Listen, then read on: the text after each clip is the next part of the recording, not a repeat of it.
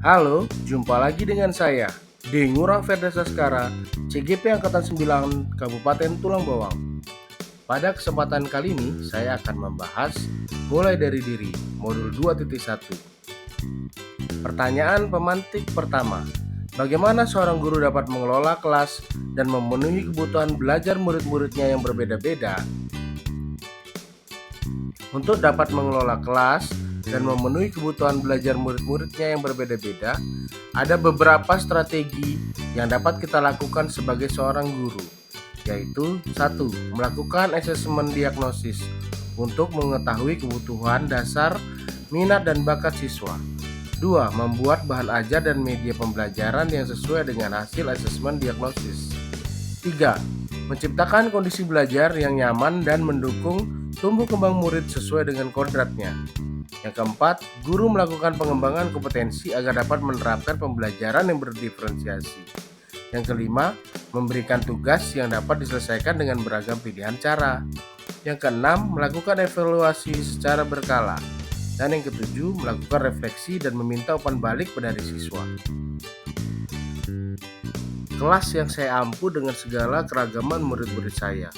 Berbeda suku, agama, ras, berbeda minat dan bakat, berbeda cara belajar.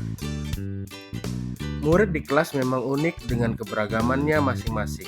Istilahnya heterogen. Ini kenyataan yang harus diakui.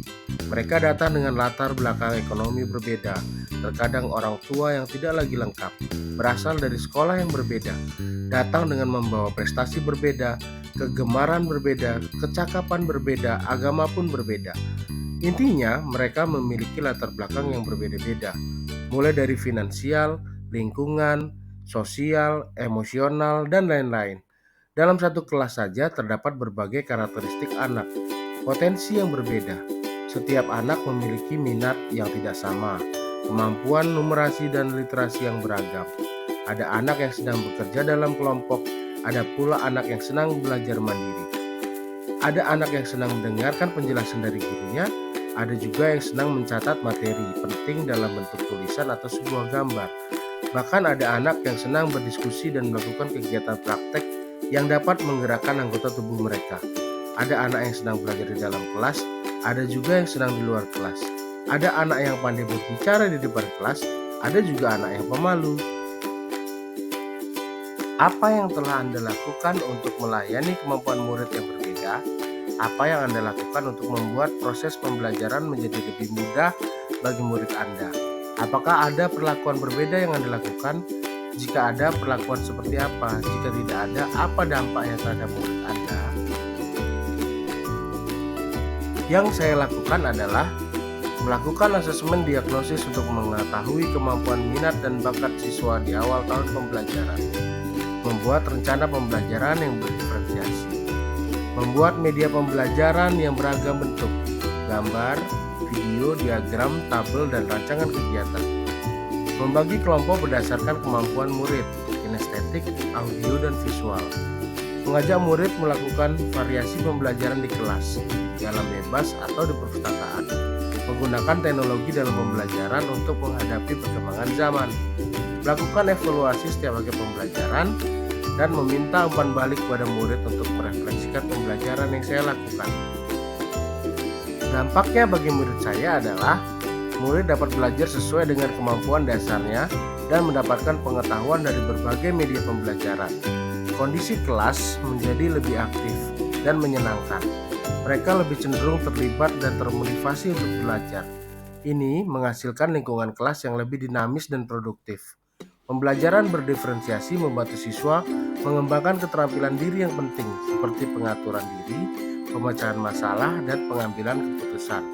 Mereka belajar bagaimana mengelola waktu mereka dengan lebih baik dan mengidentifikasi metode belajar yang paling efektif untuk mereka. Perwujudan tantangan-tantangan yang Anda hadapi dalam proses pembelajaran di kelas yang disebabkan oleh keragaman murid-murid Anda tersebut. Tindakan-tindakan apa saja yang telah Anda lakukan untuk mengatasi tantangan-tantangan tersebut?